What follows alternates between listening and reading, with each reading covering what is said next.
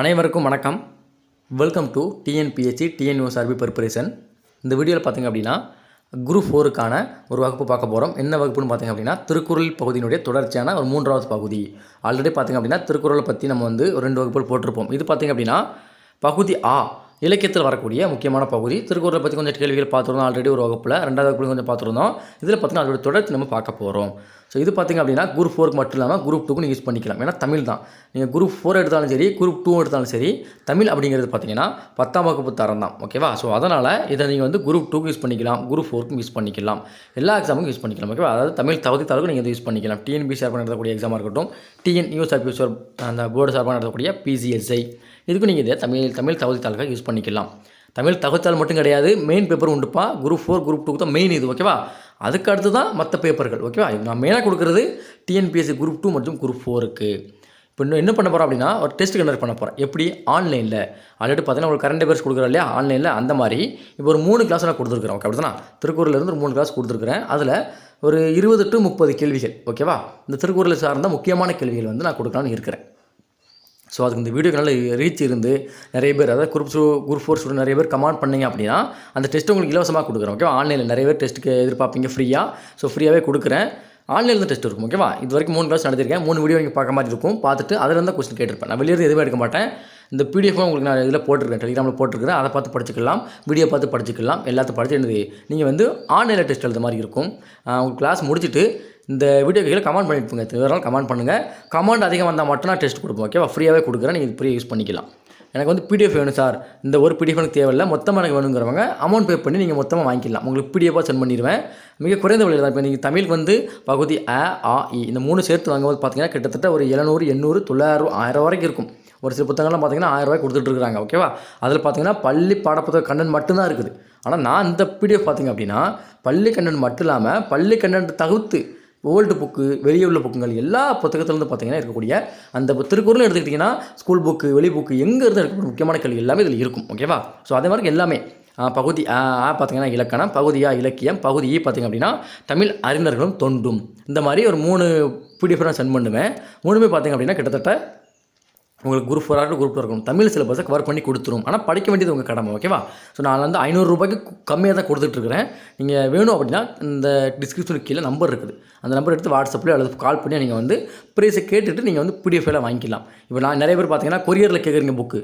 கொரியரில் வேணும் அப்படின்னா நான் பிரிண்ட் எடுக்க மாதிரி வரும். நான் பிரிண்ட் எடுத்தால் அமௌண்ட் நிறையா ஆகும். அதை எடுத்து பார்த்தீங்கன்னா கொரியர் சார்ஜஸ் இருக்குது. எல்லாமே உங்களுக்கு அமௌண்ட் அதிகமாகிடும். அதனால் அமௌண்ட் பே பண்ணுங்கள். நான் வாட்ஸ்அப்பில் உங்களுக்கு பிடிஎஃப்ல சென்ட் பண்ணுறேன். நீங்கள் பிடிஎஃப் பிரிண்ட் எடுத்து பயன்படுத்திக்கலாம். ரொம்ப குறைந்த விலையில் உங்களுக்கு எல்லாம் முடிஞ்சிடும். ஓகேவா? இது மாதிரி தரமான புக்கு பார்க்க முடியாது. ஆல்ரெடி பார்க்காதவங்க பகுதி 1 திருக்குறள் இருக்குது, பகுதி 2 திருக்குறள் பற்றி போட்டிருக்கிறேன். அதில் கொஸ்டின் எப்படி இருக்குன்னு பார்த்துட்டு பகுதி 3 கொஸ்டின் எப்படி இருக்குன்னு பார்த்துட்டு நீங்கள் பிடிஎஃப் வாங்கிக்கோங்க. ஓகேவா? ஸோ வாங்க, நம்ம இதோடு முடிச்சிருந்தோம். இந்த இருக்கு இல்லையா அதிகாரங்களோடு முடிச்சிருந்தோம். ஸோ இன்றைக்கி பார்த்திங்க அப்படின்னா சிறந்த உரை, இதுலேருந்து நம்ம கவர் பண்ண போகிறோம் டாப்பிக்கை ஸோ சிறந்த உரை அப்படின்னு பார்க்கும்போது திருக்குறளுக்கு ஒரு 10 பேர் பார்த்திங்க அப்படின்னா உரை எழுதியிருக்காங்க. முதல்ல அந்த 10 பேர் பார்த்துட்டு வரும். கீழே இருக்கு பாருங்கள். உரை செய்த 10 பேர். இந்த 10 பேர் யாரெல்லாம்? தருமர், தாமாத்தர், பரிதி, திருமலையர், பரிப்பெருமாள், மணக்குடவர், நச்சர், பரிமேலழகர், மல்லர், காளிங்கர், இந்த மாதிரி பார்த்தீங்கன்னா ஒரு 10 பேர் பார்த்தீங்கன்னா இந்த திருக்குறளுக்கு உரை எழுதியிருக்காங்க. இந்த 10 பேரில் சிறந்த உரையாக கருதப்படுவது என்னன்னு பார்த்தீங்க அப்படின்னா மேலே இருக்கு பாருங்கள், பரிமேல் அழகர். இவர் தான் பார்த்தீங்கன்னா முதலாக முதல் சொல்ல முடியாது, உரை எழுதுறாரு.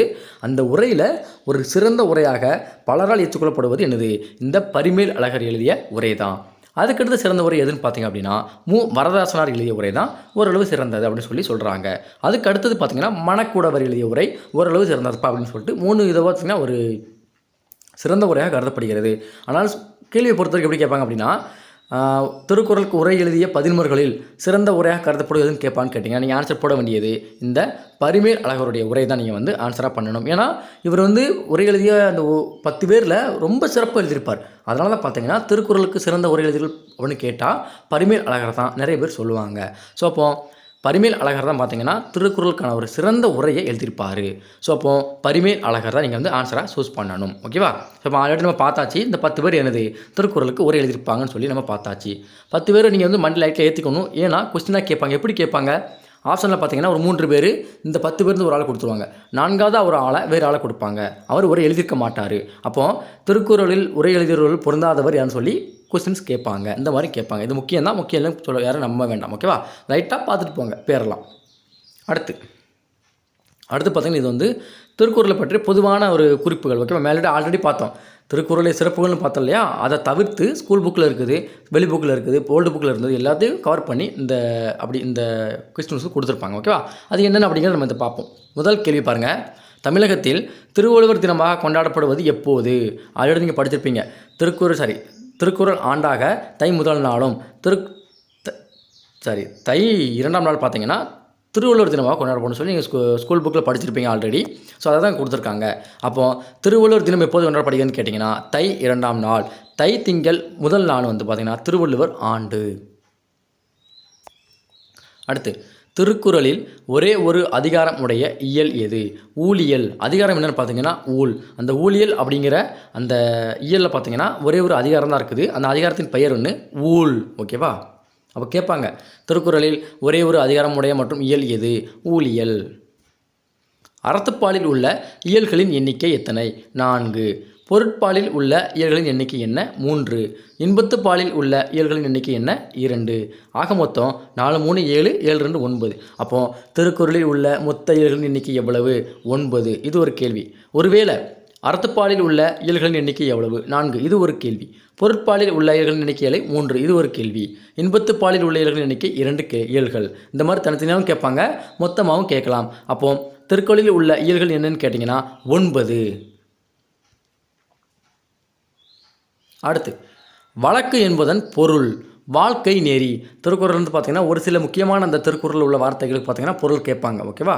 அதாவது இப்போ ஒரு திருக்குறளை கொடுத்துட்டு ஒரு லைன் வந்து ஒரு வேர்டை வந்து அண்டர்லைன் பண்ணிடுவாங்க. அண்டர்லைன் பண்ணிவிட்டு அந்த சொல்லினுடைய பொருள் என்னன்னு கேட்பாங்க. அந்த மாதிரி ஒரு இதுதான் இந்த வழக்கு அப்படிங்கிறது. அப்போ வழக்கு என்பதன் பொருள் என்னென்னு பார்த்தீங்கன்னா வாழ்க்கை நெறி. அடுத்து என்பு என்பதன் பொருள் பார்த்திங்கன்னா எலும்பு. என்புனா என்னப்பா? எலும்பு.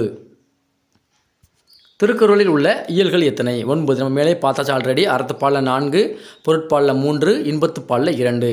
ஸோ ஒட்டுமொத்தமாக திருக்குறளில் உள்ள இயல்கள் எண்ணிக்கை எவ்வளவு? 9. படிறு என்பதன் பொருள் என்ன? வஞ்சம். என்னப்பா? படிறு என்பதன் பொருள் என்ன? வஞ்சம். திருக்குறளை தமிழ் தாயின் உயிர்நிலை என்று புகழ்ந்து போற்றியவர் யாருன்னு பார்த்தீங்கன்னா கவிமணி தேசிய விநாயகம் பிள்ளை. ரொம்ப ரொம்ப முக்கியமான கொஸ்டின். கவிமணி தேசிய விநாயகம் பிள்ளை திருக்குறளை எவ்வாறு போற்றியுள்ளார் இப்படின்னு கேட்பாங்க. தமிழ் தாயின் உயிர்நிலை என்று திருக்குறளை போற்றியவர் யார் இப்படின்னு கேட்பாங்க. யார்ப்பா? கவிமணி தேசியம் விநாயகம் பிள்ளை. எப்படி வாழ்த்திருக்காரு? தமிழ் தாயின் உயிர்நிலை. தமிழ் மாதின் உயிர்நிலை ஒன்று கொடுத்துருப்பாங்க, தமிழ் தாயின் உயிர்நிலை சொல்லி ஒன்று கொடுத்துருப்பாங்க. ஸோ அந்த தமிழ் தாயின் உயிர்நிலை என்று வாழ்த்தியவர் தான் யார்? கவிமணி தேசியம் விநாயகம் பிள்ளை. அடுத்து செம்பொருள் என்பதன் பொருள். செம்பொருள் என்பதன் பொருள் பார்த்தீங்கன்னா மெய்ப்பொருள். செம்பொருள்னா என்னப்பா? மெய்ப்பொருள் என்று பொருள். நரிக்குறவ சமுதாயத்தினர் பேசும் வாக்போலி மொழியில் திருக்குறளை மொழிபெயர்த்தவர் கிட்டு சிரோன்மணி. ஆல்ரெடி நம்ம மேலே பார்த்துருப்போம். கிட்டத்தட்ட ஒரு 108 மொழிகளில் பார்த்தீங்கன்னா திருக்குறள் மொழிபெயர்த்திருப்பாங்க. அதில் ஒன்று தான் அந்த வாக்போலி மொழி. இது பார்த்திங்கன்னா தமிழகத்தில் உள்ளக்கூடிய அந்த நரிக்குறவர் சமூகத்தினர் இருக்காங்க இல்லையா? ஸோ அவங்க பேசக்கூடிய ஒரு குறிப்பிட்ட மொழி வந்து பார்த்திங்கன்னா இந்த வாக்போலி மொழி. அதுலேயும் இந்த திருக்குறள் மொழிபெயர்த்திருக்காங்க. அப்படி யார் மொழிபெயர்த்தாருன்னு பார்த்தீங்கன்னா கிட்டு சிரோன்மணி. இவர் தான் பார்த்தீங்கன்னா அந்த அப்படி திருக்குறளை மொழிபெயர்த்திருக்காரு அந்த மொழியில், வாக்போலி மொழியில். பேர் என்னப்பா? கிட்டு சிரோன்மணி. அடுத்து ஆர்வலர் என்பதன் பொருள் பார்த்தீங்கன்னா அன்புடையவர். ஆர்வலர் என்பதன் பொருள் என்னப்பா? அன்புடையவர். துவ்வாமை என்பதன் பொருள் வறுமை. துவ்வாமைன்னு என்னது? வறுமை. துவ்வாமை என்பதன் பொருள் வறுமை. அடுத்து இனி தீன்றல் என்பதனை பிரித்து எழுதுக. இனிது ப்ளஸ் ஈன்றல். இனிது ப்ளஸ் ஈன்றல் அதை வந்து பிரித்து எழுதியிருக்காங்க. என்ன சொல்? இனி தீன்றல். திருக்குறள் கருத்துக்களை 1794ஆம் ஆண்டு முதன் முறையாக ஆங்கில மொழியில் அறிமுகப்படுத்தியவர் யார்? கின்னர்ஸ் டே. என்ன பேர்ப்பா?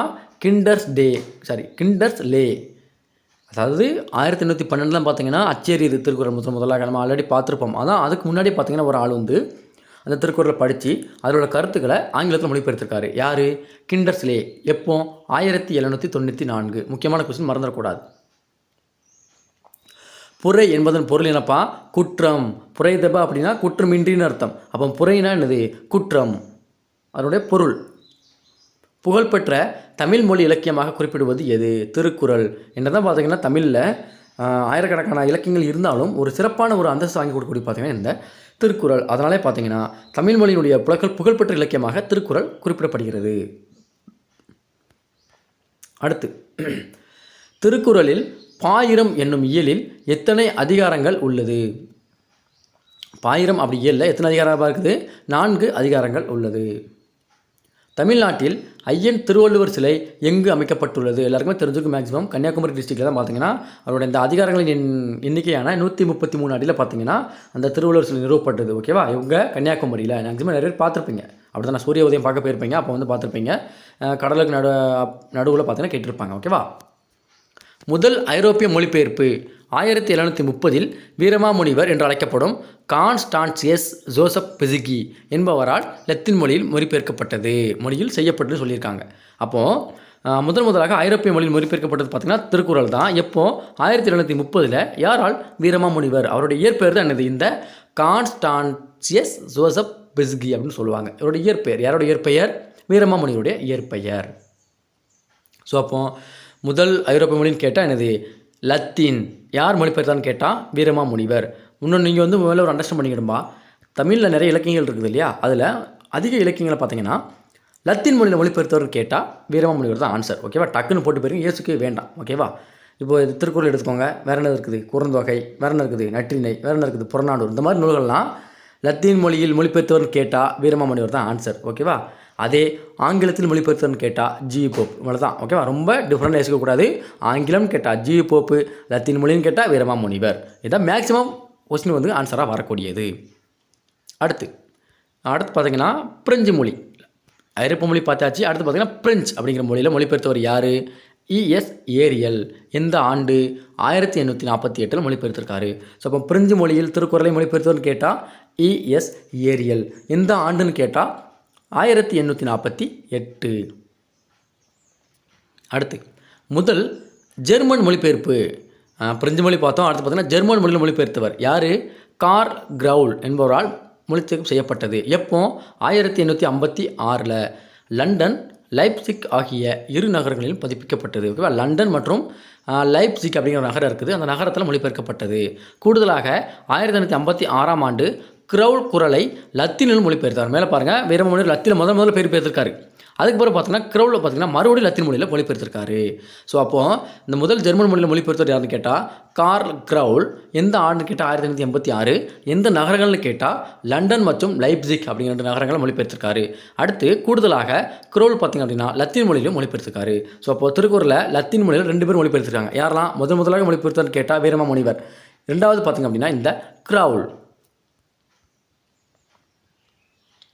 அடுத்து ஆங்கிலத்தில் குறள் முறையாக 1794 ஆண்டு ஆங்கிலேய கிழக்கிந்திய நிறுவன அதிகாரியான NE கிண்டர்ஸ்லி என்பவராலும் 1812 ஆண்டு ஆங்கிலேய அரசு அதிகாரியான எல்லிசன் என்பவராலும் மொழிபெயர்க்கப்பட்டது. நான் சொன்னேன் இல்லையா, ஜிஎஃப் வந்து பார்த்திங்கன்னா ஒரு குறிப்பிட்ட அதிகாரங்கள் மட்டும்தான் மொழிபெயர்ப்பார் முதலாக. அதுக்கு அடுத்து ஃபுல்லாக திருக்குறள் ஃபுல்லாக மொழிபெயர்த்தவங்க வந்து பார்த்திங்கன்னா இவர் தான். யார்? 1794 NE கிண்டர்ஸ்லி. இவர் தான் பார்த்தீங்கன்னா முதலாக ஃபுல்லாக மொழிபெயர்த்திருப்பார். அடுத்து 1912 எல்லிசன் அப்படி இவர் பார்த்தீங்கன்னா மொழிபெயர்த்திருக்காரு. ஆனால் முதலாக ஆங்கிலத்தில் மொழிபெயர்த்தவர் ஜி போப்பு தான். ஆன்சர் அதுதான். ஓகேவா? இதோட பார்த்தீங்கன்னா திருக்குறள் பற்றி பொதுவான கேள்விகள் முடிஞ்சுது. அடுத்து பார்த்தீங்கன்னா திருவள்ளுவ மாலை. இது எதுக்குப்பா திருவள்ளுவ மாலை? இப்போ நீங்கள் வேறு எந்த நூலும் எடுத்துக்கோங்க, புறநானூறு எடுத்துக்கோங்க, வேறு தொல்காப்பியம் இருக்குது, வேறு இருக்குது அகநானூறு, இந்த மாதிரி 10 பாட்டு எடுத்துக்க நூல்கள் இருக்குது இல்லையா? ஸோ நீங்கள் எந்த நூல் எடுத்துக்கோங்க, இல்லை வேறு இலக்கியங்கள் எதனாலும் எடுத்துக்கோங்க. அந்த நூல்களை பற்றி புகழ்ந்து பாடுறதுக்கு தனியாக ஒரு நூல் கிடையாது. ஆனால் அந்த திருக்குறளுக்கு ஒரு சிறப்பு உண்டு. என்னென்னா, திருக்குறளை பற்றி புகழ்ந்து பாடுறதுக்கு ஒரு நூல் இருக்குது. என்ன நூல்? திருவள்ளுவ மாலை. ஓகேவா? இதை பார்த்தீங்கன்னா கிட்டத்தட்ட ஒரு 53 புலவர்கள் பார்த்தீங்கன்னா புகழ்ந்து பாடியிருப்பாங்க. 55 பாடல்களை புகழ்ந்து எழுதியிருப்பாங்க. ஓகேவா? ஸோ அதில் பார்த்திங்க அப்படின்னா முதல்ல பார்த்தீங்கன்னா கபிலர்னு ஒரு ஆள் வருவார். ஓகேவா? கபிலர் வந்து மெயின் ஆள், அந்த திருவள்ளுவ மாலை பாடியதில் ஒரு ஆள். திருவள்ளுவ மாலை ஆசிரியர் குறிப்பு பெயர் பார்த்திங்கன்னா கபிலர். காலம் கிபி 2ஆம் நூற்றாண்டை சார்ந்தவர் என்றும் சங்க காலத்திற்கு பின் வாழ்ந்தவர் என்றும் கூறுவார். சங்க காலம்னா கிமு 2 to கிபி 3ன்னு சொல்லுவாங்க. ஓகேவா? அது வந்து சங்க காலம் சொல்லுவாங்க. சங்க காலம் வந்து அப்போ வாழ்ந்தவர்னு சொல்லியிருக்காங்க. அது நமக்கு சரியாக தெரியல. காலம் மட்டும் தேவையில்லை. நூல் பேர் மட்டும் எடுத்துக்கோங்க, கபிலர் மட்டும் எடுத்துக்கோங்க. அடுத்து நூல் குறிப்பு. அந்த நூலை பற்றி குறிப்புகள் சொன்னோம் இல்லையா? திருக்குறளின் சிறப்பினை உணர்த்த திருவள்ளுவர் மாலை என்னும் நூல் எழுந்தது. இந்த நூலில் 55 பாடல்கள் உள்ளன. சொன்னாலே 55 பாடல்கள் இருக்குது. ஓகேவா? 53 புலவர்கள் பாடியுள்ளனர். சொன்னோம் இல்லையா? 55 பாடல் இருக்குது. 53 புலவர்கள் பாடியிருக்காங்க. 55 பாடல்கள் இருக்குது. ஒரு 2 பாடலை வந்து பார்த்தீங்கன்னா எக்ஸ்ட்ரா ஒரு ஆள் பாடியிருப்பாங்க. அவ்வளோதான். ஓகேவா? ஏதாவது ஒரு புலவர் பார்த்திங்க அப்படின்னா எக்ஸ்ட்ரா ஒரு 3 பாட்டு பாடியிருப்பாங்க. அவ்வளோதான். அடுத்து திருவள்ளுவர் மாலை திணையளவு போதா சிறுபுல் நீர் நீண்ட பனையளவு காட்டும் படித்தால் மனையளவு வல்லைக்கு உறங்கும் வளைநாடா வள்ளுவனார் வெள்ளை குரற்பா விரி கபிலர் அப்படின்னு இந்த கபிலர் தான் இதை எழுதியிருப்பார். ஓகேவா? கபிலருங்கிறது ஆசிரியர். ஓகேவா? இந்த ஒரு மேலர்களில் ஒரு இது திணையளவு போதா சிறுபுல் நீர் நீண்ட பனையளவு காட்டும். ஓகேவா? இதுதான் நீங்கள் வந்து அந்த காலையில் பனி முடிஞ்சிருக்கும் இல்லையா? நிறைய பேர் தெரிஞ்சிருக்கும் இந்த இதுக்கான விளக்கம். புல்லில் பார்த்தீங்கன்னா அந்த பனிக்காலங்களில் அந்த முனியில் பார்த்தீங்கன்னா நீர் துளி வந்து தொங்கிக்கிட்டு இருக்கும். ஓகேவா? அந்த நீர் துளி வழியாக தூரத்தில் ஒரு பனைமரத்தை பார்க்கணும்னு வச்சுக்கோங்களேன். அந்த நீர்த்துளியில் பனைமரம் சின்னதாக தெரியுமாங்க. ஓகேவா? ஸோ அப்போ என்ன தான் புல்லை விட பெரிய அந்த இது மரம் வந்து பெருசு. அந்த அது இருக்கக்கூடிய நீர்த்துளியில் பார்க்கும்போது புல்லை விட சின்னதாக என்ன தெரியுது? அந்த பனைமரம் தெரியுது அப்படின்னு சொல்லியிருப்பாங்க. அப்போமே ஒரு சயின்ஸ் என்ன சொல்ல ஒரு தொலைநோக்கி. ஓகேவா? பக்கத்தில் உள்ள தூரத்தில் உள்ள பொருளை சின்னதாக காட்டலையா தொலைநோக்கி வந்து கண்டுபிடின்னு சொல்லிட்டு இந்த கபிலர் வந்து கூறியிருப்பார். அது அந்த லைனுக்கான ஒரு இது. அப்போமே பார்த்தீங்கன்னா திருவள்ளுவர் மாலையில் கபிலர் இந்த வரியை வச்சிருக்காரு. ஸோ அப்போ திருக்குறளை சிறப்பினை உணர்த்த வந்த நூல்னு கேட்டால் திருவள்ளுவர் மாலை. அதில் எத்தனை பாடல்கள்னு கேட்டால் 55. எத்தனை பேர்னு கேட்டால் 53 புலவர்கள் பாடியிருக்காங்கன்னு சொல்லிக்கணும். அந்த வார்த்தை இந்த வரியை கொடுத்துட்டு கேட்டால் யாருன்னு கேட்டால் கபிலர்னு சொல்லணும். ஓகேவா? தினையளவு போதா திருபுல் நீர் நீண்ட பனையளவு காட்டும் படித்தால் மனையழகு வல்லைக்கு உறங்கும் வளநாடா வள்ளுவனார் வெள்ளை குரப்பா வெறி அப்படின்னு சொன்னவர் யார்? கபிலர். அடுத்து இது பார்த்திங்க அப்படின்னா நீங்கள் டிஎன்பிஎஸ்சி சிலபஸில் கொடுக்கக்கூடிய 25 அதிகாரங்கள். ஓகேவா? இந்த 25 அதிகாரங்கள் உள்ள குறள்கள் மட்டும் படித்தா போதும். அந்த குறள்கள் சார்ந்த விளக்கங்கள் அதை சார்ந்த ஒரு அந்த பொருட்கள் இது மட்டும் படித்தா போதும். ஓகேவா? அந்த 25 குறளுக்கான அணி இலக்கணம் இந்த மாதிரி தொகுதி மட்டும் படித்தா போதும். அந்த 25 அதிகாரங்கள் என்னென்ன அப்படிங்கிறத நீங்கள் தெரிஞ்சுக்கணும். அதை நான் சொல்லிட்டு போயிடுறேன். ஓகேவா? அன்புடைமை, பண்புடைமை, கல்வி, கேள்வி, அறிவுடைமை, அடக்கமுடைமை, ஒழுக்கமுடைமை, பொறை, நட்பு, வாய்மை, காலம், வழி, ஒப்புரவறிதல், செய்நின்றி, சான்றாண்மை, பெரியோரை துணைக்கூடல், பொருள் செயல்வகை, வினைத்திட்பம், இனியவை கூறல், ஊக்கமுடைமை, ஈகை, தெரிந்து செயல்வகை, இன்னா செய்யாமை, கூடான் நட்பு, உளவு. இந்த மாதிரி ஒரு 25 அதிகாரம் தான் பார்த்தா நீங்கள் வந்து படிக்க மாதிரி இருக்கும். இந்த 25 அதிகாரங்கள் உள்ள குறள் தான். ஓகேவா? அதிகாரத்துக்கு 10 குறள் அப்படி தானப்பா? அதிகாரத்துக்கு 10 குறள். 25 அதிகாரம் எத்தனை குறள்? 250 குறள் தான். ரொம்பலாம் கிடையாது. ஓகேவா? 250 குறள் நீங்கள் படிக்க போகிறீங்க. நீங்கள் 6ஆம் வகுப்புலேருந்து படிச்சிருப்பீங்க அப்படி தானே? 3ஆம் வகுப்பு 4ஆம் வகுப்பு குறள் கிடையாதுன்னு நினைக்கிறேன். 6ஆம் வகுப்புலேருந்து திருக்குறள் வரும். ஓகேவா? ஸோ 6லேருந்து 12th வரைக்கும் படிச்சிருப்பீங்க. 6ஆம் வகுப்பு 10 இருக்கும், 7ஆம் வகுப்பு 10. இந்த மாதிரி நீங்கள் வந்து 12th வரைக்கும் கனெக்ட் பண்ணுங்கள். ஓகேவா? 6, 7, 8, 9, 10, 11, 12 கிட்டத்தட்ட 7 கொஸ்டின் வருது. அப்படின்னா 7 வகுப்பு வருது. 7 வகுப்புகளில் நீங்கள் வந்து 10ஆம் வகுப்புலேருந்து பார்த்திங்க அப்படின்னா கிட்டத்தட்ட 25 குறள்கள் இருக்கும். அப்படிங்கும்போது நீங்கள் அதை படித்த விட கம்மியாக தாங்க படிக்க போகிறீங்க. அப்படி தானே? ஸோ அப்போ டோட்டலாக ஒரு 250 குறள் தான் படிக்க போகிறீங்க. அதை நீங்கள் வந்து லைட்டாக மேக்ஸிமம் நிறைய குறள் பார்த்திங்கன்னா தெரிஞ்ச குறளாக தான் இருக்கும். தெரியாத குறள் எதுவுமே இருக்காது. தெரிஞ்ச குறள் தான் இருக்கும். ஓகேவா? ஸோ டோட்டலாக 250 குறள் படிக்க போகிறீங்க. அது வந்து கொஸ்டின் வருது வரல, நீங்கள் படிச்சு போயிருங்க. ஓகேவா? ஆனால் இந்த மேலே பார்த்தோம் இல்லையா திருக்குறள் பற்றிய கேள்விகள் இதெல்லாம் ரொம்ப ரொம்ப முக்கியமானதுப்பா. இதை படிக்காமல் நீங்கள் பேரே கூடாது. ஏன்னா இது புறமே ஈஸியாக தான் இருக்கும். கொஸ்டின் தானே, நீங்கள் பாட்டை மனப்பாடம் பண்ண போகிறதில்ல, கொஸ்டின் தான் பார்க்க போகிறீங்க. இதெல்லாம் நீங்கள் பார்த்துட்டு போயிருங்க. அதுக்கான வகுப்புகள் போட்டிருக்கிறேன், செக் பண்ணி பாருங்கள். இப்போ இன்னொன்று என்ன கடைசி ஒன்று சொல்லிக்கிறேன். இந்த வீடியோ பார்க்கவங்க குரூப் 4 ஸ்டூடெண்ட் யாராக இருந்தாலும் சரி டெஸ்ட்டு ஃப்ரீயாக வேணும் அப்படின்னா கமெண்ட் பண்ணுங்கள். கமெண்ட் பண்ணாமல் நான் கொடுக்க போகிறதில்ல. ஓகேவா? நீங்கள் 10 பேர் இருக்கீங்களா, 10 பேர் குரூப் ஸ்டூடெண்ட் படிக்கிற நீ பார்க்குறேன்னா 10 பேர் கமெண்ட் பண்ணிடுங்க. எனக்கு டெஸ்ட் கொடுங்க சொல்லி கமெண்ட் பண்ணிடுங்க. ஓகேவா? நீங்கள் கமெண்ட் பண்ண மாட்டீங்க, லைக்கும் போட மாட்டீங்க, அது எனக்கு தேவையில்லை. ஓகேவா? அது எனக்கு பற்றி பிரச்சனை இல்லை. இப்போ என்னால் 10 பேர் நீங்கள் இந்த குரூப் 4 கிளாஸ் பார்க்குறீங்க அப்படின்னா 10 பேரில் 5 பேரால் கமெண்ட் பண்ணணும். கமெண்ட் பண்ணால் தான் ஃப்ரீயாக டெஸ்ட் கொடுப்பேன். ஓகேவா? ஆன்லைன் டெஸ்ட் கொடுப்பேன். லிங்க் பார்த்தீங்கன்னா இன்ஸ்டாகிராம், அடுத்து பார்த்தீங்கன்னா டெலிகிராம் சேனல், இந்த 2 ஷேர் பண்ணுவேன். யூடியூப்லேயும் உங்களுக்கு லிங்க் ஷேர் பண்ணுறேன். ஓகேவா? எப்போ டெஸ்ட் வைக்கணும் அப்படிங்கிறத நான் பின்னாடி சொல்கிறேன். இந்த வீடியோ போட்ட பிறகு கமெண்ட் வந்ததுலேருந்து ஒரு நாள் அல்லது 2 நாள் கழித்து நான் வந்து டெஸ்ட்டை கனெக்ட் பண்ணிடுவோம். ஓகேவா? ஃப்ரீயாகவே கொடுக்குறேன், நீங்கள் வந்து யூஸ் பண்ணிக்கலாம்.